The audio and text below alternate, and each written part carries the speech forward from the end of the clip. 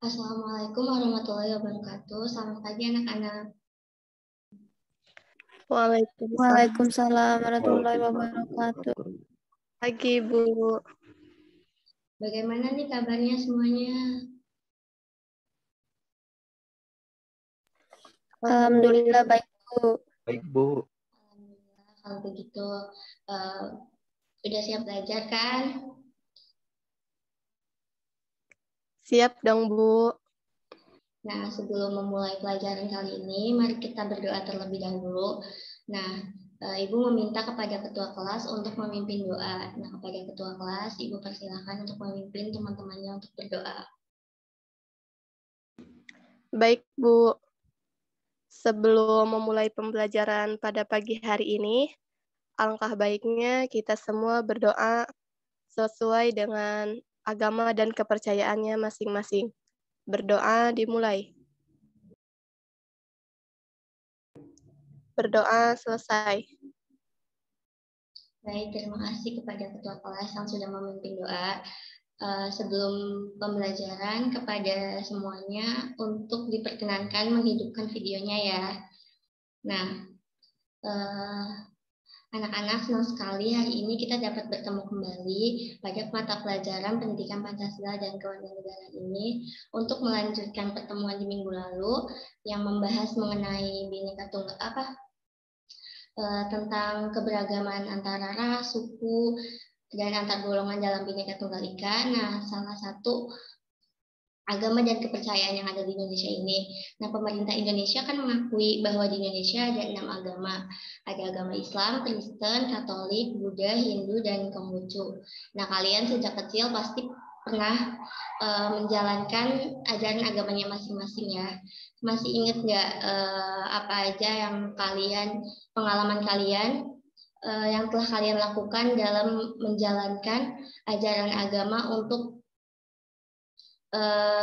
toleransi kepada agama lain gitu. Ada yang bisa jawab? Saya izin menjawab, Bu.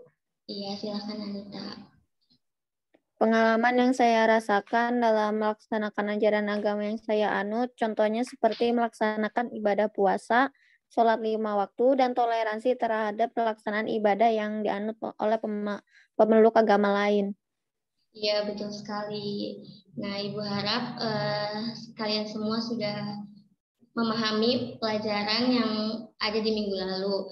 Nah, sebelum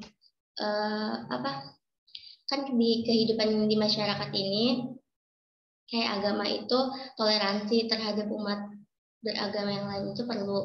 Nah, untuk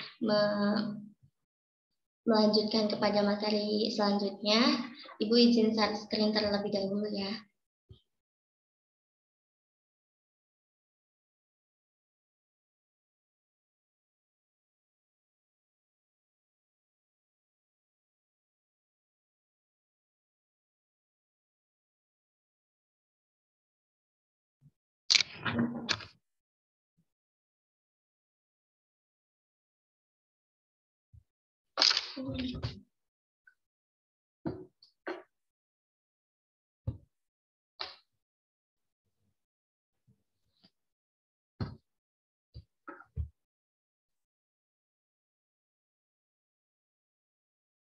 Bagaimana, sudah terlihat?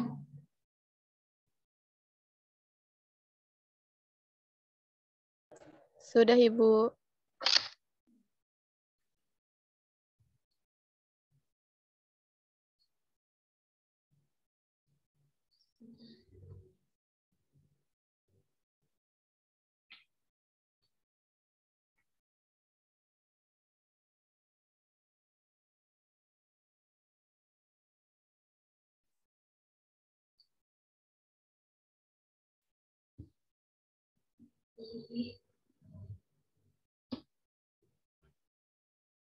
Nah, di sini kita akan membahas mengenai kerjasama dalam berbagai lingkungan kehidupan. Nah, diharapkan setelah pembelajaran kali ini, kalian dapat mendeskripsikan bentuk-bentuk kerjasama dalam berbagai bidang kehidupan, memahami pentingnya kerjasama dalam kehidupan bermasyarakat, berbangsa, bernegara. Nah, sebelum kita membahas lebih lanjut, di sini Ada yang tahu nggak kerjasama itu apa? Saya, Bu. Iya, silahkan. Kerjasama itu merupakan kegiatan atau usaha yang dilakukan oleh 2 orang atau lebih untuk mencapai tujuan bersama, Bu. Iya, betul sekali. Nah, ada yang ingin menambahkan mengenai contoh kerjasama dalam kehidupan sehari-hari kita? Ibu izin menjawab.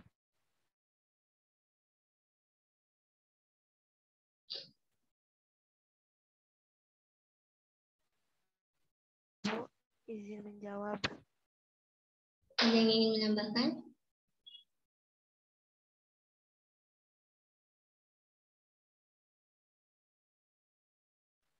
Ibu izin menjawab. Iya, silakan. Jadi kerjasama itu bisa juga disebut sebagai gotong royong di tubuh di Indonesia. Seperti contohnya mengerjakan kerja bakti di hari Jumat bersih gitu, Bu. Iya, tepat sekali. Nah, dalam kehidupan di masyarakat, kerjasama juga sering disebut dengan gotong royong. Sesungguhnya, gotong royong itu di Indonesia merupakan perwujudan semangat sila ketiga dalam Pancasila, yaitu Persatuan Indonesia. Nah, gotong royong adalah kerjasama yang dilakukan sejumlah warga masyarakat untuk menyelesaikan suatu tugas atau pekerjaan. Baik, di sini langsung kepada materi ya, mewujudkan kerjasama dalam berbagai bidang kehidupan. Nah, di sini ada bahwasanya membahas kerjasama itu telah menjadi akar budaya masyarakat Indonesia secara turun-temurun. Kerjasama dalam berbagai bidang lingkungan kehidupan telah dilakukan oleh masyarakat. Hal ini didorong oleh kodrat manusia sebagai makhluk sosial yang pada dasarnya dalam memenuhi kebutuhan di hidupnya selalu membutuhkan bantuan dari orang lain. Nah, salah satu nilai luhur bangsa yang ada di Indonesia ini adalah gotong royong. Sebagai sifat bangsa, gotong royong itu telah tumbuh dan hidup bersama dalam bangsa Indonesia. Nah, gotong royong juga di dalamnya terdapat unsur kerjasama dapat dilaksanakan dalam berbagai lingkungan kehidupan, yaitu di sini ada yang pertama itu ada kerjasama dalam kehidupan sekolah, yang dimana di sekolah kerjasama dilaksanakan didasarkan pada rasa saling membantu dan saling menyayangi, mulai dari kepala sekolah, wakil kepala sekolah, dewan guru, staf, komite sekolah, dan tentunya saja peserta didik, yang dimana kalian ini saling membantu dan saling menyayangi. Nah, di sekolah ini perlu sekali untuk bekerja sama antar komponen-komponen yang ada di sekolah untuk mewujudkan visi misi yang ada di sekolah tersebut. Nah, adapun cara untuk menumbuhkan rasa semangat kerjasama di lingkungan sekolah itu dapat dilaksanakan dengan contohnya itu seperti visi misi yang ada di sekolah itu atau sekolah itu memiliki tujuan dan visi misinya. Nah, visi misi ini harus semua anggota yang ada di sekolah, entah itu kepala sekolah, peserta didik, atau staf TU, itu harus mengetahui visi misi tersebut agar bisa terjalin kerjasama yang baik. Nah, kemudian bisa peserta didik atau semua komponen yang ada di sekolah ini juga berperan aktif dalam melaksanakan aturan yang ada di sekolah tersebut. Nah, kemudian yang kedua itu ada kerjasama dalam kehidupan masyarakat. Nah, bentuk-bentuk hubungan kerjasama dalam lingkungan masyarakat yaitu diantaranya peserta didik ikut serta dalam kegiatan masyarakat, misalnya dalam kegiatan kerja bakti, perayaan-perayaan hari besar nasional atau keagamaan, sanitasi dan sebagainya. Nah, sekolah secara khusus juga dapat melakukan kerjasama dalam masyarakat, misalnya dalam bentuk adanya program baksos atau bakti sosial untuk masyarakat yang kurang mampu ataupun yang terkena musibah atau bencana. Nah, kegiatan bazar sekolah dengan memamerkan hasil karya peserta didik, termasuk pementasan karya tulis, karya seni, dan karya keterampilan pada saat HUT RI dengan melibatkan masyarakat. Nah, di sini juga Hal ini akan menambahkan masyarakat sekitar akan kepedulian sekolah terhadap lingkungan sekitar. Nah, sebagai anggota masyarakat yang senantiasa sadar akan lingkungan dan baktinya terhadap pembangunan masyarakat. Nah, bagi sekolah sendiri itu kegiatan tersebut dapat melatih para peserta didiknya untuk lebih bersosialisasi dengan masyarakatnya. Nah, kemudian yang ketiga ini ada kerjasama dalam kehidupan berbangsa dan bernegara. Nah, yang dimana mewujudkan kerjasama antar warga negara dalam kehidupan berbangsa dan bernegara dapat dilakukan dengan cara berikut. Nah, yang pertama itu ada warga negara bekerja sama dengan pemerintah dalam pembangunan nasional dengan membayar pajak. Jadi warga negara Indonesia bisa bekerja sama dengan pemerintah negara itu salah satunya dengan membayar pajak gitu. Menaati peraturan membayar pajak itu salah satu termasuk menaati partisipasi warga negara sebagai warga negara yang baik gitu. Nah, kemudian yang kedua ada menyelenggarakan peringatan Hari Besar Keagamaan dan Hari Besar Nasional yang diatur oleh pemerintah. Nah, seperti kalau di kampung-kampung itu ada peringatan Isra Mi'raj ya, terus ada Maulid Nabi. Nah, yang ketiga ini ada berperan aktif dalam mendukung pelaksanaan program-program dari pemerintah. Nah, kerjasama dalam berbagai kehidupan masyarakat, berbangsa dan bernegara, walaupun berbeda suku bangsa, adat istiadat, agama, dan bahasa daerah, merupakan salah satu pencerminan kepribadian luhur bangsa Indonesia, serta kerjasama antar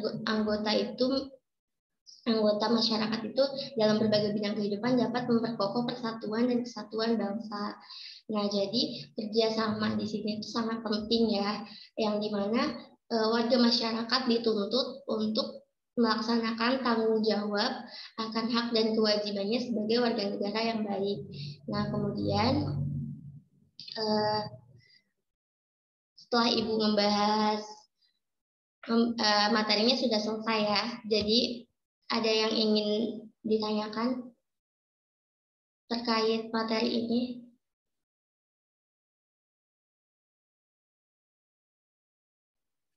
Ibu izin bertanya. Iya, silahkan Anita. Ibu, mengapa sifat kerjasama telah lama berakar dalam budaya masyarakat Indonesia? Iya, jadi sifat kerjasama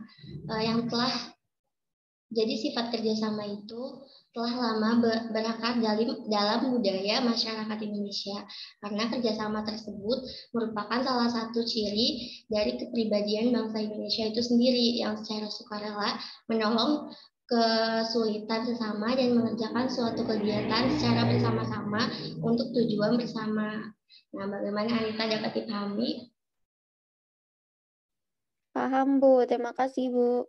Iya, sama-sama. Nah, yang lain ada yang ditanyakan lagi?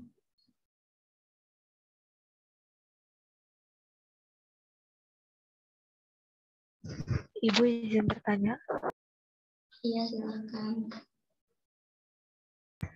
Ya, tadi kan Ibu menjelaskan mengenai cara menumbuhkan semangat kerjasama gitu ya, Bu. Nah, yang ingin saya tanyakan ini, apa aja sih, Bu, sifat-sifat yang harus dihindari gitu dalam melakukan kerjasama? Nah, baik. Pertanyaannya bagus sekali nih. Ada yang ingin mencoba menjawab pertanyaan dari Fania? Saya Bu ingin coba Bu. Iya, silahkan Fahri.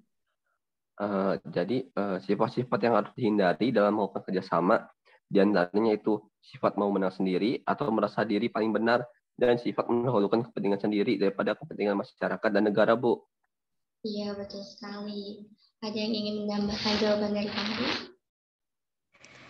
Saya, Bu. Ya, silahkan Noni. Selain yang disebutkan oleh Fahri tadi, terdapat juga sikap eksklusif, yaitu memisahkan diri dari kehidupan bermasyarakat. Nah, ada juga, Bu, sikap primordial, yaitu perasaan kesukuan yang berlebihan. Iya, betul sekali ya jawaban dari semuanya. Nah, bagaimana, masih ada yang ingin ditanyakan atau sudah paham semua? Sudah cukup jelas, Ibu. Paham, Bu. Baik.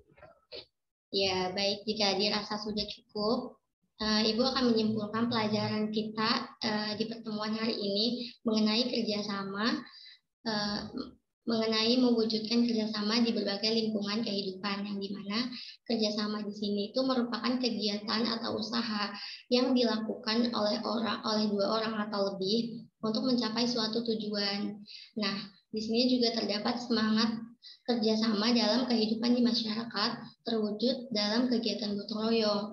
Nah, gotong royong ini berarti bekerja bersama-sama untuk mencapai suatu hasil yang didambakan. Bentuk kerjasama atau gotong royong dalam kehidupan bermasyarakat, berbangsa, dan bernegara dapat nampak dalam kehidupan sosial politik, ekonomi, keamanan, dan pertahanan, dan umat beragama. Nah, dan terakhir, gotong royong juga di dalamnya terdapat unsur kerjasama yang dilakukan dalam berbagai lingkungan kehidupan, seperti kehidupan sekolah, kehidupan di masyarakat, dan kehidupan di bangsa dan negara. Nah, sebelum kita akhiri pembelajaran pada hari ini, Ibu akan memberikan tugas untuk pertemuan di minggu depan, yang dimana tugasnya itu kalian tulis bentuk-bentuk kerjasama dan gotong royong yang telah kalian lakukan di sekolah maupun di lingkungan pergaulan di masyarakat. Nah, dibuat tabel dan dikumpulkan minggu depan melalui Google Scholar ya. Nanti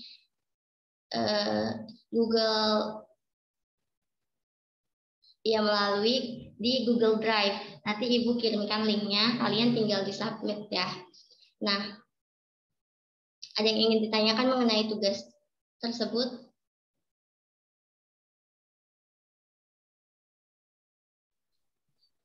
Baik, kepada ketua kelas, nanti SS ya untuk absen pertemuan hari ini. Baik, Ibu. Iya, terima kasih. Nah, sebelum Ibu tutup nih, kalian tetap semangat belajar ya, dan sungguh-sungguh jangan lupa jaga kesehatan. Dan Ibu berharap semoga hari ini dan seterusnya kalian bisa menjadi pribadi yang sukses di masa depan. Nah, terima kasih karena sudah mengikuti pembelajaran pada hari ini. Kita berdoa terlebih dahulu sebagai rasa syukur kita dapat melaksanakan pembelajaran di hari ini. Nah, untuk ketua kelas bisa memimpin doanya terlebih dahulu. Kepada ketua kelas.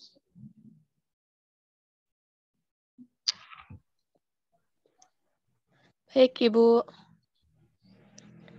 Karena pembelajaran hari ini sudah selesai, mari kita sama-sama berdoa sesuai dengan agama dan kepercayaannya masing-masing. Berdoa dimulai.